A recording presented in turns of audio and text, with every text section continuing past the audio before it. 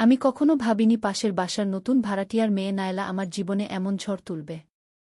প্রথম দিন শুধু ভদ্রতার হাসি ছিল, কিন্তু কয়েকদিনের মধ্যে ওর দৃষ্টি, ওর চলাফেরা, সবকিছুই আমাকে টানতে শুরু করল।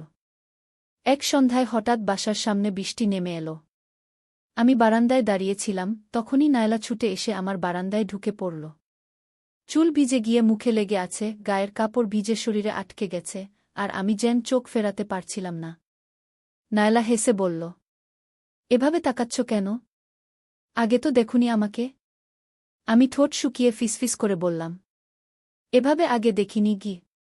ওর চোখে একরকম চ্যালেঞ্জ ছিল, যেন ইচ্ছা করেই আমাকে অস্থির করে তুলছে। বজ্রপাতের শব্দে ও হঠাৎ কেঁপে উঠল, আর আমি না চেয়েও ওকে কাছে টেনে নিলাম। আমাদের মাঝে যে দূরত্বটা এতদিন ছিল সেটা সেই মুহূর্তেই মুছে গেল।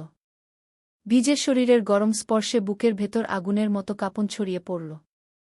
নায়লা ফিসফিস করে বলল, আজ রাতে যদি সময় দাও, তাহলে আমি তোমার সব হয়ে যাব। আমি থমকে গেলাম, কিন্তু চোখের দৃষ্টিই সব কথা বলে দিল। বৃষ্টিভেজা রাতটা আমাদের জীবনের এমন এক মোড় নিল, যেখান থেকে আর ফেরার পথ নেই। নায়লার ভেজা শরীর আমার খুব কাছেই ছিল। চুল থেকে ঝরে পড়া পানির ফোঁটা আমার গলায় পড়ছিল, আর সেই স্পর্শে বুকের ভেতর আগুনের মতো উত্তাপ ছড়িয়ে যাচ্ছিল। আমি ধীরে ধীরে ওর মুখের দিকে তাকালাম, চোখে এক অদ্ভুত আলো, ঠোঁটে অর্ধেক হাসি। নায়লা ধীরে ফিসফিস করে বলল, আমার ভিজে যাওয়া পছন্দ হয়নি তোমার? আমি কেঁপে উঠলাম। ওর কথা শুনে শুধু বললাম, ভিজেছ তুমি, অথচ জ্বালিয়ে দিচ্ছ আমায় গু। আমার কথায় নায়লার চোখে লাজুক ঝিলিক খেলে গেল। সে মাথা নামাল, তারপর আস্তে করে আমার বুকে মুখ লুকিয়ে রাখল। সেই স্পর্শে মনে হলো গোটা পৃথিবী থেমে গেছে। আমি ওর চুলে হাত বোলালাম, আর নিঃশ্বাস গরম হয়ে উঠল। নায়লা থমকে বলল, তুমি কি জানো, আজ রাতে আমি কাউকে কিছু না বলে এখানে এসেছি? শুধু তোমার কাছে আসার জন্য। এই স্বীকারোক্তি আমার শরীরকে আরও অস্থির করে তুলল। চোখে চোখ আটকে গেল, আর দুজনের মাঝের দূরত্ব আস্তে আস্তে মিলিয়ে গেল। বাইরে তখনও ঝমঝম করে বৃষ্টি পড়ছিল, কিন্তু ঘরের ভেতরে তৈরি হচ্ছিল এক অন্যরকম ঝড়, রোমাঞ্চ আর উত্তেজনার ঝড়, যেখান থেকে আর ফিরে আসার কোনো রাস্তা নেই। নায়লা আমার হাত ধরে জানালার পাশে দাঁড়াল। বাইরে বৃষ্টি থেমে গেছে, কিন্তু মাটি থেকে উঠে আসা সোদা গন্ধ যেন আরও বেশি নেশা ধরাচ্ছিল। চাঁদের আলোয় ভেজা বারান্দায় দাঁড়িয়ে আমরা দুজন কেবল একে অপরের নিঃশ্বাস শুনছিলাম। নায়লার আঙুল আমার আঙুলের ফাঁকে মিশে গেল। সেই ছোঁয়ায় শরীর কেঁপে উঠল। আমি আস্তে করে ওর হাতটা শক্ত করে ধরলাম, যেন ছেড়ে দিলে হারিয়ে যাবে। নায়লা চোখ নামিয়ে ধীরে বলল, তুমি জানো, আমি এই মুহূর্তটার জন্য অনেকদিন অপেক্ষা করেছি গি। আমার বুক ধরফর করতে লাগল। আমি কাঁপা গলায় জিজ্ঞেস করলাম, কিসের জন্য? নায়লা তাকাল সরাসরি আমার চোখে, ঠোঁটে হালকা হাসি। তোমার কাছে আসার জন্য। এই স্বীকারোক্তি শুনেই আমি আর নিজেকে সামলাতে পারলাম না। আমাদের মাঝের দূরত্ব মিলিয়ে গেল, নিঃশ্বাস গরম হয়ে উঠল, আর সেই মুহূর্তে মনে হলো পৃথিবী থেমে গেছে। ঘড়ির কাঁটা রাত পার করছিল, কিন্তু আমাদের সময় যেন থেমেছিল। প্রতিটি ছোঁয়া, প্রতিটি দৃষ্টি, প্রতিটি নিঃশ্বাসে তৈরি হচ্ছিল রোমাঞ্চের ঢেউ। নায়লার চোখে তখন এক অদ্ভুত আলো, যেন ভয় আর আনন্দ একসাথে মিশে গেছে। রাতটা ছিল নীরব, অথচ আমাদের ভেতরে তৈরি হচ্ছিল এক ঝড়, যা আমরা কেউই থামাতে চাইছিলাম না। নায়লা হঠাৎ আমার কাঁধে মাথা রেখে নিঃশব্দে বলল, আজ যদি সকাল না হতো, তাহলে আমি কেবল তোমার সাথেই থাকতাম গে। তার গলা কাঁপছিল, কিন্তু কথায় ছিল অদ্ভুত দ্বিতা। আমার ভেতরে যেন ঝড় বয়ে গেল। আমি আলতো করে ওর মুখটা নিজের দিকে ঘুরিয়ে দিলাম। চোখে চোখ মিলে গেল। সেই চোখে লুকোনো ভয়, নিষিদ্ধতা, আবার অদ্ভুত এক টান। আমার ঠোঁট খুব আস্তে ওর কপালে ছুঁয়ে গেল। নায়লা শ্বাস আটকে রাখল, তারপর হালকা চোখ বুজে দিল নিজেকে আমার কাছে সপে। বারান্দার বাইরে বাতাসে শুকনো পাতার শব্দ হচ্ছিল, কিন্তু আমাদের কাছে মনে হচ্ছিল পৃথিবী থেমে আছে। ওর হাত আমার বুকের উপর রাখা। আমার হৃদস্পন্দন কত জোরে বাজছিল সেটা নায়লাও অনুভব করছিল। হঠাৎ সে মৃদু হেসে বলল, তুমি জানো না, তোমার কাছে আসতে গিয়ে আমি কত কিছু ভেবেছি গু।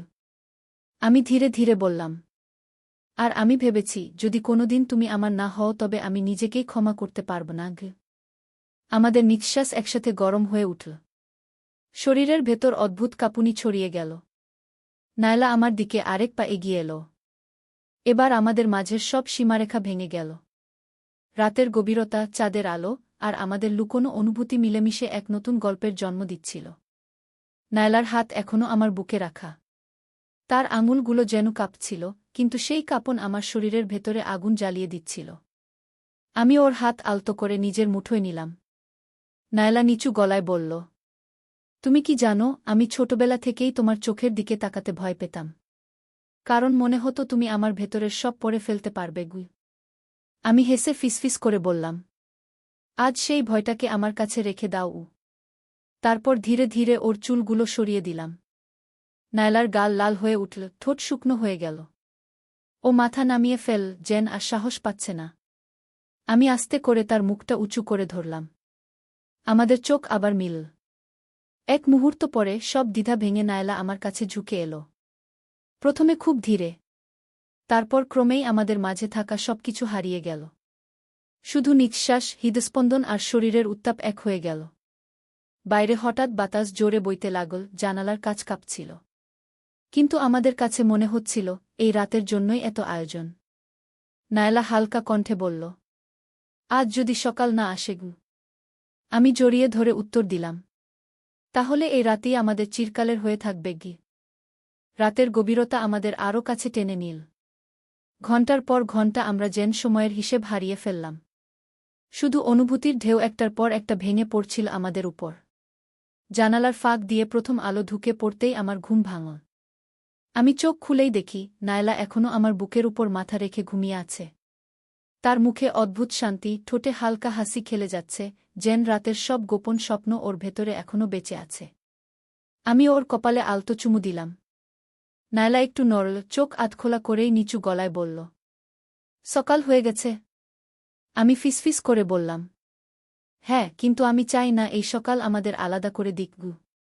নায়লা উঠে বসল, চুলগুলো এলোমেলো, চোখে এখনও রাতের উষ্ণতা লেগে আছে। সে জানালার বাইরে তাকিয়ে বলল, তুমি জানো, আজ থেকে সবকিছু বদলে গেল। আমি চুপ করে তার হাত ধরলাম। নায়লার হাত ঠান্ডা, কিন্তু মুঠোর ভেতরে শক্তভাবে ধরা। তারপর সে ঘুরে আমার দিকে তাকাল, চোখে ভয়, আবার একই সাথে অদ্ভুত রোমাঞ্চ। যদি কেউ জেনে যায়? নায়লার কণ্ঠ কেঁপে উঠল। আমি তার ঠোঁটের কাছে মুখ নিয়ে গিয়ে ধীরে বললাম, জানুক, তাতে কিছু যায় আসে না। আজ রাতে তুমি শুধু আমার ছিলে, এটাই যথেষ্ট। নায়লা কিছু বলতে গিয়ে থেমে গেল। তারপর হঠাৎ করে আমাকে জড়িয়ে ধরল, যেন আর ছাড়তে চায় না। আমার কানে ফিসফিস করে বলল, আমি চাই প্রতিটা সকাল এভাবেই তোমার সঙ্গে শুরু হোক গু। বাইরে পাখির ডাক শোনা যাচ্ছিল, সূর্যের আলো ঘরে ভরে উঠছিল। কিন্তু আমাদের ভেতরে তখনও রাতের উত্তাপ বেঁচে ছিল।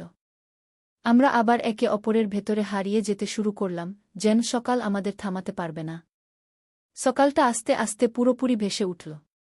নায়লা জানালা দিয়ে আসা আলোয় দাঁড়িয়ে চুল ঠিক করছিল। তার সাদা ত্বকের উপর সূর্যের আলো পড়তেই যেন সে আরও উজ্জ্বল হয়ে উঠল।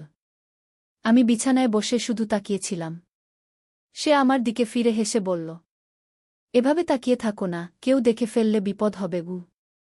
আমি মুচকি হেসে উত্তর দিলাম, আমি চাই সবাই দেখে ফেলুক, যাতে তারা জানে তুমি আমার গু। নায়লার মুখ লাল হয়ে গেল। সে দ্রুত আমার পাশে এসে বসে পড়ল।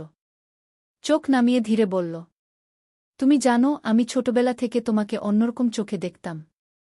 কিন্তু কখনো সাহস হয়নি কিছু বলার। আমি অবাক হয়ে ওর দিকে তাকালাম। তাহলে তুমি এতদিন ধরে আমাকেই চেয়েছিলে? নায়লা আমার হাত নিজের হাতে নিয়ে দুভাবে বলল, হ্যাঁ, আর গত রাতেই আমি সেই স্বপ্ন পূরণ করেছি। তুমি বুঝতে পারছ তো?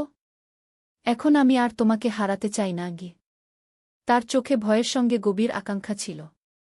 আমি তাকে জড়িয়ে ধরে বললাম, আমি আছি, সবসময় তোমার জন্য থাকব। আমরা তখন আবার একে অপরের ভেতরে ডুবে গেলাম। বাইরে মানুষের শব্দ উঠছিল, পাশের বাড়ির কল খুলছে, পাখিরা ডাকছে। কিন্তু আমাদের পৃথিবী তখন আলাদা। বিছানার চাদরে জড়িয়ে আমরা সময় ভুলে যাচ্ছিলাম। একসময় নায়লা হঠাৎ থেমে গেল। সে ফিসফিস করে বলল, তুমি বুঝতে পারছ না, এটা যদি কারো কানে যায়, সবকিছু শেষ হয়ে যাবে। আমি তার মুখের দিকে তাকিয়ে বললাম, শেষ হবে না, বরং এটাই আমাদের আসল শুরু। নায়লা কিছুক্ষণ চুপ করে রইল, তারপর ধীরে ধীরে আমার ঠোঁটে ঠোঁট রাখল। আমাদের ভেতরে তখন আবার নতুন আগুন জ্বলে উঠল। যা আর কোনো ভয় বা সকালও নিভিয়ে দিতে পারবে না। সন্ধ্যা নেমে আসার পর বাড়িটা ধীরে ধীরে নীরব হয়ে গেল। খাওয়া দাওয়ার পর সবাই যার যার ঘরে চলে গেল ঘুমোতে। আমি বিছানায় শুয়ে আছি, কিন্তু চোখে ঘুম আসছে না। মনে হচ্ছিল প্রতিটা সেকেন্ড যেন ঘণ্টার মতো লম্বা হয়ে যাচ্ছে। হঠাৎ করেই দরজায় হালকা শব্দ হল। আমি চমকে উঠলাম। দরজা একটু ফাঁক করে দেখি নায়লা দাঁড়িয়ে আছে। আধো আধারি আলোয় তার মুখে ভয় আর উত্তেজনা মিশে আছে। সে ফিসফিস করে বলল, চলো। আমি শব্দ না করে উঠে দাঁড়ালাম। ধীরে ধীরে দুজনে হাঁটতে হাঁটতে ছাদের দিকে গেলাম। চারপাশে গভীর নীরবতা, কেবল দূরের কুকুরের ডাক আর হালকা বাতাসের শব্দ। ছাদের অন্ধকার কোণে দাঁড়িয়ে নায়লা আমার হাত শক্ত করে ধরল। তার শরীর কাঁপছিল, কিন্তু চোখে ছিল এমন এক আকাঙ্ক্ষা যেটা থামানো অসম্ভব। সে হঠাৎ আমাকে দেয়ালের দিকে ঠেলে দিল এবং নিজের ঠোঁট আমার ঠোঁটে চেপে ধরল। আমরা দুজন যেন মুহূর্তেই নিয়ন্ত্রণ হারিয়ে ফেললাম। চাঁদের আলোয় তার মুখ, তার চোখ, তার শরীর সবকিছু একেবারে অদ্ভুত রূপ নিয়েছিল। আমি তাকে আরও কাছে টেনে নিলাম। তারপর শুরু হলো এক নিঃশব্দ ঝড়, যেখানে ছিল না কোনো ভয়, না কোনো বাধা। শুধু নিঃশ্বাসের শব্দ, হৃদস্পন্দনের তীব্রতা আর অদম্য রোমাঞ্চ। নায়লা ফিসফিস করে বলল, তুমি জানো না আমি কতদিন ধরে এই মুহূর্তটার অপেক্ষা করছিলাম। আমি তার কানে উত্তর দিলাম, আজ থেকে কোনো অপেক্ষা থাকবে না। প্রতিটা রাত এভাবেই হবে। আর সেই রাত আমাদের জীবনের সবচেয়ে গোপন, সবচেয়ে উত্তেজনাপূর্ণ রাত হয়ে উঠল।